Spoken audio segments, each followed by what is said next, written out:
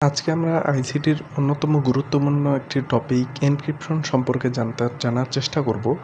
Encryption সম্পর্কে জানার আগে প্রথমে একটি জিনিস মাথায় রাখতে হবে, সেটা হচ্ছে মনে করি পার্সন 1 পার্সন 2 এর কাছে একটি মেসেজ পাঠাবে হ্যালো, কিন্তু তারা দুজনের কেউই চায় না যে পার্সন 3 তাদের এই মেসেজটাকে জেনে যাক।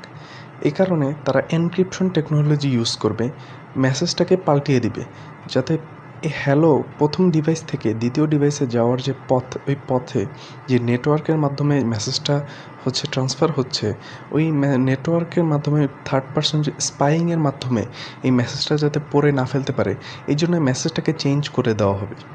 কীভাবে? পার্সন 1 কাছে একটি চিট কোড আছে, সেটা হচ্ছে every letter shifts by 3 position. Person 2 এর কাছে সেম চিট কোডটা আছে যে every letter shifts by 3 position. এখন পার্সন 1 জানে এই চিট কোডটা, পার্সন 2ও জানে সেম চিট কোডটা, কিন্তু পার্সন 3 এই চিট কোডটার ব্যাপারে জানে না। এটার মানে হচ্ছে, দেখো, ABCDEFGHIJK যে ইংরেজি অ্যালফাবেট আছে, প্রত্যেকটা অ্যালফাবেট 3 পজিশন শিফট হবে। যেমন এ হয়ে যাবে ডি, বি হয়ে যাবে ই, সেমভাবে এইচ হয়ে যাবে কে, ও হয়ে যাবে আর।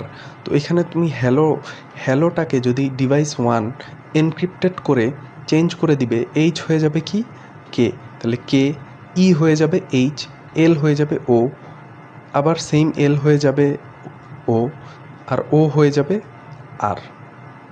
তাহলে এখানে যে মেসেজটা ট্রান্সফার হওয়ার যে নেটওয়ার্ক, এই নেটওয়ার্কের মাধ্যমে এখানে নেটওয়ার্কের মাঝপথে এটা মেসেজটা হ্যালোটা কি শো করবে, KHOOR। এখন পার্সন 3 যদি এখানে স্পাইংও করে, স্পাইং আর হ্যাকিংয়ের মধ্যে পার্থক্য আছে। হ্যাকিং হচ্ছে পুরো ডিভাইসের কন্ট্রোল নিয়ে নেওয়া, স্পাইং হচ্ছে উপর থেকে দেখার চেষ্টা করা। তো পার্সন 3 যদি এটা দেখারও চেষ্টা করে, তারপরেও কোনো কুল কিনারা খুঁজে পাবে না এখানে আসলে কী মেসেজ পাঠানো হয়েছে। তো এই মেসেজটা ট্রান্সফার হয়ে যখন ডিভাইস 2তে যাবে, ডিভাইস 2টা আবার এই মেসেজটাকে ডিক্রিপশন করবে।